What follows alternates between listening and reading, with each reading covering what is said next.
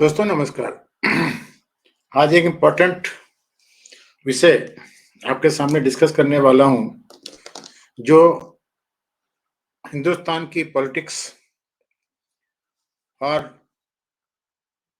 हिंदुस्तान में corruption fighting में काफी अहम रोल अदा करता है। मैं सीबीआई की कॉन्स्टिट्यूशनल वैलिडिटी के बारे में बात करने जा रहा हूं। आप लोगों को पता होगा कि सीबीआई ज्यादातर करप्शन के मामलों को इन्वेस्टिगेट करती है, या जहां पर जरूरत पड़ती है वहां पर स्टेट गवर्नमेंट या सेंट्रल गवर्नमेंट उस केस को सीबीआई को हैंड ओवर कर देती है। अब यहाँ पर मैं सीबीआई के बारे में जो बताने जा रहा हूँ वो शायद आप लोगों ने कभी सुना नहीं होगा, और सुना भी होगा तो सिर्फ ध्यान से देखिए मैं क्या बता रहा हूँ। ये मैं एक वर्ड डॉक्यूमेंट खोला है जिसके बारे में मैं इसको पढ़ रहा हूँ। Central Bureau of Investigation, that is CBI, has always been at the center of serious controversies in dynamics of political decision. Its uses, if not abuse by the party in power now or in past, is harming its credibility. Its doubtful independence is no more doubtful. Using of CBI by executive has also dragged the judiciary into the controversy. Now, मैं question frame कर रहा हूँ, is CBI a police force as per law? Is it constitutional? The functional propriety of CBI as a national investigating agency under the control of the Union in a federal constitution stand on a very fragile foundation. Now, how the CBI was formed? The investigating agency is created by British India using extraordinary emergency power as a special police establishment (SPE) in the Department of War in 1941.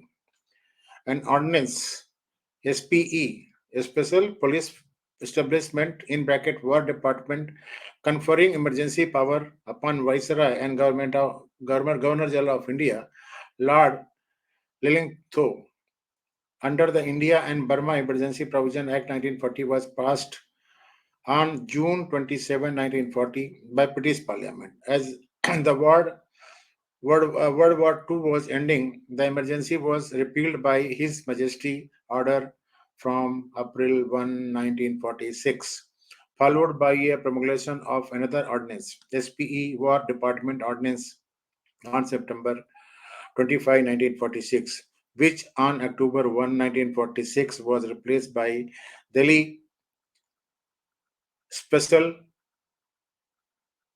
Police Establishment Act coming into force in November 1946. Now, mind the Delhi Special Police Establishment Act has come into the force in November 1946. In the beginning, the Special Police Establishment was used by the Department of Personnel and Training to prove bribery and corruption in transaction in water and supply departments. Its jurisdiction was later extended to all department and union territories. First, Indian Home Minister Sardar Vallabhbhai Patel wanted a special police act to establishment act to prove corruption of Diwan and Chief Minister of Jodhpur, Rewa and Tonk. It became Central Bureau of Investigation with the resolution of Home Ministry on 1st April 1963. As per Section C of DSP Act, state must give an executive order to enable the SPE to investigate crime in that state.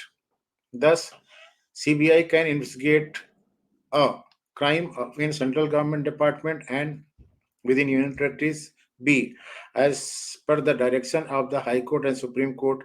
And C, investigate offences in a state based on the request through an executive order of that state. There was challenge to virus of CBI before Supreme Court heard a special leave petition in 1986. Former Law Minister P. R. Kumar Mangalam argued before a division bench of Justice K.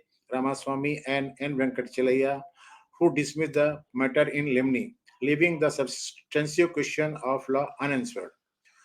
Those were answered while confirming doubt about legality of CBI when Guwahati High Court nullified 1963 resolution constituting CBI and declaring it ultra virus. Justice I.A. Ansari and Indra Shah held. While we declined to hold and declare that TSP Act is not a valid piece of legislation, we do hold that the CBI is neither an organ nor a part of the DSP, and the CBI cannot be treated as police force constituted under the DSP Act 1946. We hereby also set aside and quash the impugned resolution dated 1/4/1963, whereby CBI has been constituted. It further said that Home Ministry resolution was neither the decision of the Union Cabinet nor were these executive instructions assented by the President. Therefore, the impugned resolution can at best be regarded as departmental restriction which cannot be termed as law. The court quashed the charge sheet by CBI along with trial saying the action of CBI in registering a case and registering a person as an offender, conducting a search and seizure, prosecuting an accused, etc., offend Article 21 of Constitution and are therefore liable to be struck down as unconstitutional. The center rushed to Apex Court urging to revive CBI, contending the High Court erred in questioning the resolution and failed to appreciate absence of illegality of unconstitutionality for not having received assent from the President because it had been issued under the Government of India transaction of business rule. Supreme Court bench heard the case at the residence of Chief Justice of India, then Chief Justice of India on November 9, 2013, and P. Sathasivam, Chief Justice of India, and Ranjana Desai, Justice, stayed the order of Guwahati High Court. The serious questions raised by Guwahati High Court are still pending. Three-judge bench of Supreme Court of Justice R.F. Nariman, Justice A.K. Goyal, and Justice Naveen Sinha on 28th March 2018 in Asia race pursuing of roads at this versus this has restricted the validity of stay in both criminal as well as civil court for a period of 6 months, saying to give effect to the legislative policy and the mandate of Article 21 for speedy justice in criminal cases. If stay is granted, matters should be taken on day-to-day basis and concluded within 2-3 months. Where the matter remains pending for a long period, the order of stay will stand vacated on expiry of 6 months unless extension is granted by a speaking order showing extraordinary situation where continuing stay was to be preferred by the final disposal of trial by the trial court. This timeline is being fixed in view of the fact that such trials are expected to be concluded normally in 1 or 2 years. This lifeline for CBI expired after 6 months from the date of above judgment, that is on 28th October 2018. The center did not expedite the petition showing any extraordinary situation to continue stay. The CBI cannot survive legally unless SC Supreme Court validate it in final order. The real issue is how to insulate CBI or NIA of any other enforcing agency from public exploitation and interference. So this is the status. 2013 judgment of Guwahati High Court has held that the CBI is unconstitutional and invalid. It has also quashed the resolution of 1963. It was stayed by Supreme Court on 9th November 2013. Then in 2018, three judges bench of Supreme Court has said that I stay cannot continue for more than 6 months. Means after expiry of 6 months from the date of order of 2018, CBI is unconstitutional.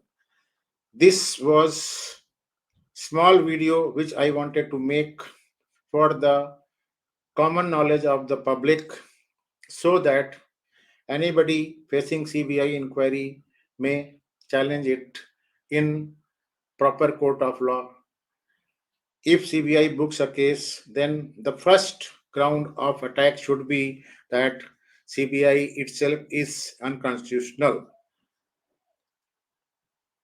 If this video of mine is of any help, then please subscribe my channel, share it with your friends and in social circle, and like this. Please post your comment also because that will help me in bringing some other interesting video. Thank you. Good night to all.